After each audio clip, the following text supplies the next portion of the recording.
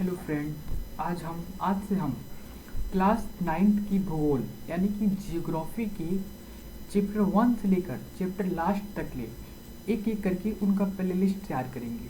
ठीक है। और इस वीडियो के माध्यम से आपको क्लास 9 के लिए अलग से कोई प्रिपरेशन नहीं करना पड़ेगा। आप इस वीडियो को देख कर ही अपना खुद से नोट्स तैयार करके ही आप एग्ज़ाम कंडक्ट कर सकते हैं। ओके। और ये आपके लिए बहुत सारे इसमें जीएस, इस ज्योग्राफी की जितनी भी प्लेलिस्ट है, जितने भी सारे वीडियो मिलने वाले हैं, उसमें आपको हज़ारों की संख्या में जीएस यानी कि जीके आपको मिलने वाला है। तो हम लोग स्टार्ट करते हैं चैप्टर 1 यानी क्लास 9 की ज्योग्राफी, जिसका नाम है भारत आकार और स्थिति। इसको इंग्लिश में बोलेंगे इंडिया साइज एंड लोकेशन। ये वीडियो खास करके हिंदी और इंग्लिश दोनों छात्रों के लिए है। ठीक है ना। तो कुछ इसमें मेन पॉइंट हिंदी में लिखा है, बट मैं उसको डिनोट्स इंग्लिश में भी करते जाऊँगा, तो एक नज़र यहाँ पर प्रकाश पड़ रही। ठीक है। मैं ये स्टार्ट करने से पहले मैं आपकी कुछ टर्म आपको बता देता हूँ, क्योंकि बहुत इंपॉर्टेंट है जियोग्राफी पढ़ने आपको। ठीक है। तो सबसे पहले मेन चीज़ आती है आपको डायरेक्शन। तो डायरेक्शन आपको पता होगा। चलिए लेकिन यहाँ पे ध्यान दीजिएगा। आप यहाँ पे देखिए, मैं एक डायरेक्शन बना रहा हूँ, तो आपको पता है कि यहाँ पे कौन सा साइड आता है। यहाँ पे इस साइड में इसको क्या बोलते हैं, इसको हम लोग बोलते हैं नॉर्थ, याद रखिएगा। इस नीचे वाले पॉइंट को बोलते हैं साउथ। इसको क्या बोलते हैं, इसको बोलते हैं ईस्ट। एंड देन इसको क्या बोलते हैं, वेस्ट बोलते हैं। ये पॉइंट देखिए, इसको बोलते हैं उत्तर, ये दक्षिण, ये क्या आता है हमारा पूरब, ये हमारा क्या आता है पश्चिम। क्योंकि इसी नक्शा, इसी डायरेक्शन का यूज करके हम लोग पूरी इंडिया का लोकेशन को पढ़ेंगे। ठीक है ना। तो एक एक करके हम लोग इस सब के बारे में देखते हैं कि इंडिया की क्या विशेषता है, इंडिया के अंदर किस प्रकार की भौगोलिक स्थिति है, एक एक करके जानेंगे। ठीक है। चलिए यहाँ पर देखिए, सबसे पहले आपको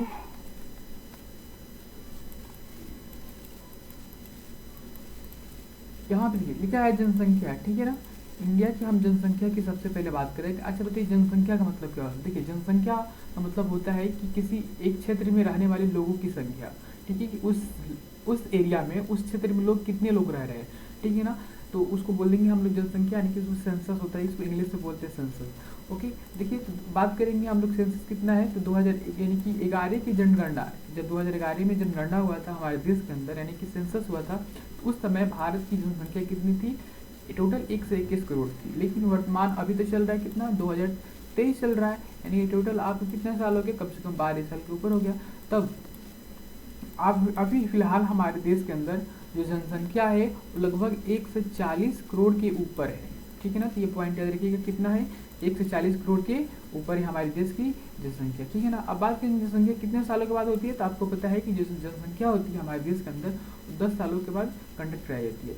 अब हम इंडिया की मेन चीज़ है क्षेत्रफल की बात करेंगे, एरिया कितना कवर करता है पूरा। अगर इंडिया की क्षेत्रफल एरिया की बात करेंगे तो पूरा इंडिया जो है 32.8 यानी 32.8 लाख वर्ग किलोमीटर इसका क्षेत्रफल है। इसमें टोटल कितने स्टेट है, 28 स्टेट है। 9, अभी ये पहले एक डाटा है, 9 नहीं है, ये आपका 8। ठीक है ना। तो याद रखिएगा, ये 8 क्या है, हमारा यूनियन टेरेटरी यानी कि केंद्र शासित प्रदेश है। बात करेंगे कि टोटल वर्ल्ड के अंदर अगर इंडिया के स्थान देखेंगे, तो इंडिया का प्रतिशत में बात करेंगे तो 2.4% ही एरिया कवर करता है पूरे वर्ल्ड के अंदर। और जनसंख्या की बात करेंगे तो कितना, 70.5 किसके अनुसार है, या आपके 2011 के अनुसार है। लेकिन अभी फिलहाल के अंदर ये 18 पार कर चुका है। ठीक है ना। अब बात याद रखिएगा कि इंडिया अभी दुनिया का सबसे अधिक जनसंख्या वाला क्या बन गया है, देश बन गया है। कौन, इंडिया। तो क्वेश्चन इस प्रकार से है कि सबसे अधिक आबादी वाला देश कौन सा है, तो वो है इंडिया, जो कि चाइना को पछाड़ते हुए अभी नंबर 1 पे आ चुका हुआ है। ठीक है ना। तो हम लोग नीचे पॉइंट की बात करेंगे। तो अब देखिए यहाँ पे अब तीसरा पॉइंट ये कह रहा है कि जनसंख्या के अनुसार भारत में कौन सा स्थान है, तो वो दूसरा स्थान है। ठीक है। और भारत क्षेत्रफल के अनुसार 7वां है। भारत की स्थलीय सीमा रेखा कितनी है, 15,200 किलोमीटर। आपको ये समझ में नहीं आएगा असल सीमा रेखा कहने का मतलब क्या है। तो मैं आपको ध्यान से यहाँ पर ध्यान दीजिए, मैं आपको चित्र के माध्यम से समझा रहा हूँ। यहाँ आप देखिए, आपको भारत के मैप के द्वारा हम लोग एक एक करके सबके बारे में पढ़ेंगे। ठीक है। थोड़ा सा मैप डालने में प्रॉब्लम है, क्योंकि हमारे पास मैं ये सब के सब माउस के द्वारा कर रहा हूँ, तो थोड़ा सा बस समझने की प्रयत्न करेंगे हम लोग। देखिए इंडिया का मैप मैं बना रहा हूँ।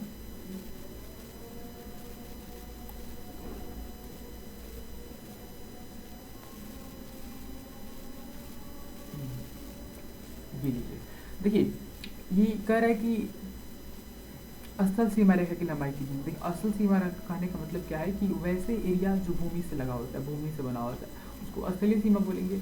जो हमारे हमको पता है कि यहाँ पे देख लीजिए एक बार, ये वाला जो पार्ट आता है वो कौन सा आता है, ये अरब सागर का पार्ट है, ठीक है ना। और ये जो पार्ट आता है वो कौन सा है, वो बे ऑफ बंगाल यानी कि बंगाल की खाड़ी है। और ये ऊपर यहाँ पाकिस्तान आता है, इधर चाइना आता है, यहाँ पर अफगानिस्तान आता है, यहाँ पे नेपाल आता है। तो ये सारे का सारा जो एरिया यहाँ पर है ये स्थलीय सीमा रेखा है। तो इसकी लंबाई टोटल कितनी है, 15,200 किलोमीटर। और ये जो पार्ट नीचे आ रहा है यहाँ पर ये समुद्री यानी कि समुद्री तट रेखा है, क्योंकि यहाँ पे अरब सागर है, बंगाल खाड़ी है, नीचे क्या है हमारा हिंद महासागर है। इसकी लंबाई कितनी है, 75 से 16.6 किलोमीटर। की पॉइंट याद रखिएगा। अब देखिए कह रहे हैं कि भारत की मानक यमोत्तर रेखा कितनी है, तो 82.5 डिग्री पूर्वी देशांतर है। हम इसके लिए आपको देशांतर का और अक्षांश का एक अलग से वीडियो तैयार करेंगे, आपको मालूम चलेगा उसमें देशांतर अक्षांश क्या होता है, ठीक है ना। तो मैं सिंपल बता दे रहा हूँ, यहाँ पे देखिए ध्यान से कि ये जो आपकी अर्थ होती है, इस पे जो नॉर्थ से इस प्रकार से जो लाइनिंग होती है ये आपकी अक्षांश होती है, और जो इस प्रकार से जो लाइनिंग होती है आपकी देशांतर लाइनिंग है, ठीक है। सबके सब एक काल्पनिक लाइनिंग है। अब हम आगे की बात करेंगे, यहाँ पर ध्यान दीजिएगा।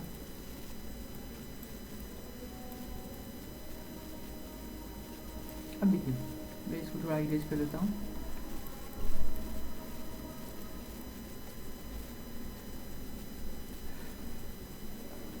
अब कह रहा है कि भारतीय अक्षांशीय विस्तार कितना है। तो अक्षांशीय विस्तार की हम लोग अगर बात करेंगे, देखिए तो भारत की अक्षांशीय विस्तार कितना है, 8 डिग्री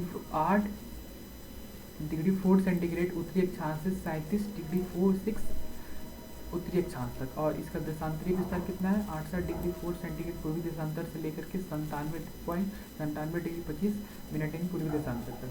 बात करेंगे कि भारत की पड़ोसी देश कौन थे। पड़ोसी का मतलब कहने का मतलब होता है कि भारत की कौन ऐसे बगल की स्टेट है जो भारत की सीमा को क्या कहते हैं, टच करते हैं। तो इसमें टोटल हमारे 7 पड़ोसी देश आते हैं। सबसे पहले पाकिस्तान, अफगानिस्तान, चीन, यहाँ क्या लिखा है, भूटान, श्रीलंका, ये मालदीव, अभी ये मालदीव हो गया, म्यांमार इसको बोलते हैं, ठीक है ना। और एक और आपका नेपाल है, इसमें नोट किया है मैंने, बता दे रहा हूँ आपका, ये नेपाल है। अब देखिए कर है कि भारत में क्षेत्रफल के आधार पर सबसे बड़ा जो राज्य आता है वो किसका है, राजस्थान का आता है, ठीक है। ये इंडिया का सबसे बड़ा स्टेट है। और सबसे छोटा स्मॉलेस्ट स्टेट के बारे में बात करेंगे तो कौन सा है, गोवा। और भारत की हम लोग बात करेंगे तो उत्तर से दक्षिण की लंबाई, अब आपको समझ में नहीं आ रहा है उत्तर और दक्षिण क्या होता है, ध्यान से देखिए। मैं आपको उत्तर और दक्षिण समझाने का प्रयत्न करूंगा कि उत्तर और दक्षिण क्या होता है। सबसे पहले आप इसके लिए हम लोग क्या लेंगे, इंडिया का मैप लेंगे। मैं आपको इंडिया का मैप लेकर के बताता हूँ भारत उत्तर और दक्षिण क्या होता है। अब देखिए यहाँ पे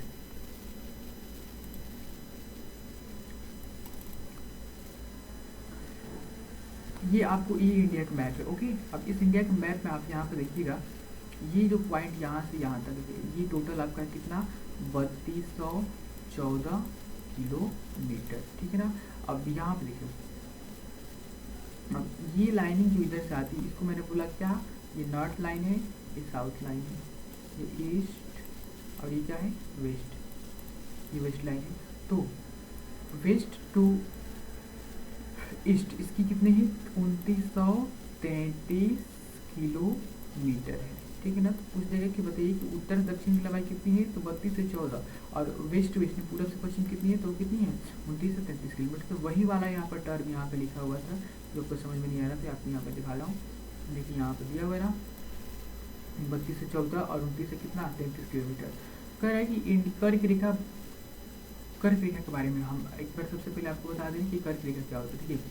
इंडिया का जो मैप है यहाँ पे देखिए, ये यहाँ ये कर्क रेखा है, यहाँ बता रहे हैं कर्क रेखा एक काल्पनिक रेखा है जो विश्व के बहुत सारे देशों से यानी कि टोटल 8 देशों से होकर गुजरती है, उसमें भारत का भी नाम आता है। तो कर्क रेखा की बात करेंगे हम लोग, तो कर्क रेखा भारत की इस प्रकार से गुजरती है, ठीक है ना, एकदम सीधी लिखा। इसमें जो पहला स्टेट आता है वो कौन सा आता है, गुजरात, दूसरा राजस्थान, तीसरा मध्य प्रदेश, चौथा कौन सा आता है, छत्तीसगढ़, फिर हमारा कौन सा आता है, फिर आता है झारखंड, फिर आता है हमारा पश्चिम बंगाल, यहाँ पे आता है मिजोरम, और यहाँ पे आता है क्या चीज़ आपका त्रिपुरा। तो इसको भी हम लोग एक करके देख लेते हैं। तो कर्क रेखा टोटल 8 राज्यों से होकर के गुजरती है। यहाँ पे स्टेट का नाम भी लिखा है, 23.5 डिग्री रेखा होकर के को पार करके। भारत के आकार की बात करेंगे तो भारत की आकार जो है इसको एक बस बड़ा इरेज कर लेते हैं, जो आपको साफ दिखाई देगा। ये भारत का क्षेत्रफल कितना है, 32.8 लाख वर्ग किलोमीटर। और भारत कितना, कौन सा देश है, 7वां देश है टोटल वर्ल्ड के अंदर, 7वां देश है क्षेत्रफल के अनुसार। और भारत विश्व मानचित्र की बात स्थिति करेंगे तो ये मैंने ऊपर बताया 848, आपको बताने की जरूरत नहीं है, आप समझ जाएंगे यहाँ पे। अब देखिए अब हम बात करेंगे कि क्षेत्रफल के आधार पर ये कौन सा स्टेट है। तो क्षेत्रफल के आधार पर हम बात करेंगे तो जो इंडिया है वो आपका, देखिए यहाँ पे क्षेत्रफल के आधार पर सब भारत की स्थिति कौन सी है, 7वीं स्थिति, यानी टोटल 7वां देश है भारत। और सबसे पहला देश आता है रूस, China, Canada, America, Australia, Brazil. फिर 7वां नंबर कौन सा आता है, अपना प्यारा सा इंडिया का नाम आता है, ठीक है ना। अब समुद्री सीमा की बात करेंगे तो भारत की समुद्री सीमा एक बार मैं समझा दे रहा हूँ आपको। देखिए ये जो नीचे वाला पॉइंट आता है आपको इस प्रकार से, ये समुद्री सीमा जिसको हमने बताया था कि ये बंगाल की क्या है, सॉरी अरब सागर है, ये बंगाल की क्या है, खाड़ी है, ठीक है ना। यानी कि ये 12 समुद्री मील है, यानी कि यहाँ से लेकर के यहाँ तक की कवर को बोलेंगे 12 समुद्री मील, ये इंडिया का कवर में आता है, ठीक है ना। इसके बीच भी कोई भी जहाज, पानी जहाज वगैरह, कोई भी बंदरगाह, यहाँ पे इंडिया के बहुत सारे बंदरगाह है, इसके बीच में आएगी तो उसको सबसे पहले उनको कर यानी कि टैक्स देना पड़ता है, ठीक है ना। और हम बात करेंगे अर्थात कितने किलोमीटर है, टोटल 21.9 किलोमीटर इसको बोल सकते हैं, ठीक है। तो ये पॉइंट है, ये समझ याद रखिएगा। किसी भी देश को आने के लिए यहाँ जैसे पार करेंगे तो इंडिया के बॉर्डर में, यानी कि इंडिया के उस क्षेत्र में आप प्रवेश कर चुके हैं। अब हम देखिए हिंद महासागर कहाँ पे है, तो यहाँ इसके नीचे आता है हिंद महासागर, इसको बोलती हैं इंडियन ओशियन। इसके बारे में जानिए थोड़ा सा। देखिए ये किस लिए हमारे लिए फायदा अगर है, तो यहाँ पे देखिएगा, देखिए हिंद जो महासागर है आपका ना, वो हमको सबसे अधिक अगर बेनिफिट करता है तो वो आयात निर्यात, यानी कि इसमें व्यापार में। देखिए कह रहा है कि इसने हिंद महासागरों मार्गों के कारण भारत को एक रणनीतिक लाभ दिया है, जो पश्चिम में यूरोप के देशों और पूर्वी एशिया के देशों को क्या करता है, जोड़ता है। यानी कि इधर जो कंट्री मिलेगी आपको, इस साइड में जो आपको कंट्री मिलेगी, उसको क्या व्यापार के माध्यम से क्या करेगा, वो जोड़ेगा। और सबसे अधिक जो व्यापार वगैरह होता है, यानी कि एक देश दूसरे देश से कोई वस्तु खरीदता है या बेचता है, उसी को हम लोग व्यापार बोलेंगे। तो सबसे अधिक समुद्री मार्ग के द्वारा व्यापार किया जाता है। बाकी ये सब यहाँ पे वैसे ही लिखा हुआ है। इसने भारत को एशियाई महाद्वीप के बाकी हिस्सों की तुलना में एक अधिक जलवायु दी है। तो और ये हिंद महासागर के कारण ही हमारे देश की जलवायु जो है वो मानसूनी जलवायु है। कर्क रेखा मैंने बता दिया उत्तरी वृक्षांश में स्थित है। नीचे पॉइंट की बात करेंगे, यहाँ पे कर्क रेखा मैंने बता दी कितने राज्यों से जुड़ती है, टोटल 8 राज्यों से। अब भारत के अंदर देखिए वर्तमान में कितने राज्य हैं, 28 राज्य हैं और 9 केंद्र शासित प्रदेश हैं। कितने राज्य हैं, तो भारत में टोटल 28 राज्य हैं, ये 9 नहीं है, 8 केंद्र शासित प्रदेश है। तो यहाँ पे देखिए राज्यों के नाम लिखा गया है। आपको उम्मीद है कि याद तो होगा ही, क्योंकि आप इतने बड़े क्लास में पढ़ते हैं, तो याद होगा ही। और केंद्र शासित प्रदेश की बात करेंगे तो यहाँ पे देखिए कुछ केंद्र शासित प्रदेश के नाम लिखा हुआ है। अभी ये दो यहाँ पर दिखा रहा है जम्मू कश्मीर। अब जम्मू कश्मीर जो है अब स्टेट बन चुका है, लद्दाख जो है यूनियन टेरेटरी है। तो इसलिए टोटल आपका अभी वर्तमान में यानी कि 8 ही यूनियन टेरेटरी यानी केंद्र शासित प्रदेश है। और सबसे बड़ा राज्य, सबसे छोटा राज्य गोवा है, मैंने पढ़ाया, ये पड़ोसी देश है। और देखिए उपमहाद्वीप, भारत शेष एशिया से अलग है, इसलिए इस भारत को हम लोग उपमहाद्वीप भी बोलते हैं। उपमहाद्वीप का मैंने वीडियो बनाया। देखिए यहाँ पे उपमहाद्वीप सिंपली होता क्या है कि किसी महाद्वीप का एक बड़ा भाग जो भौगोलिक, सांस्कृतिक और आर्थिक दृष्टि से महाद्वीप के अन्य भागों से अलग पहचान रखता हो, उसके भूभाग में एकरूपता हो, उपमहाद्वीप कहलाता है। ये भारत का एक छोटा सा परिचय था जो 9 क्लास चैप्टर 1 में है, ठीक है ना। तो ये अभी स्टार्टिंग है, मैं इससे भी और अधिक महत्वपूर्ण जो आगे वाले चैप्टर हैं वो आने वाले हैं, ठीक है ना। ये बस छोटा सा वीडियो था। इस वीडियो के माध्यम से मैं बस आपको भारत की कुछ साइज और लोकेशन की जानकारी दिया हूँ, ठीक है ना।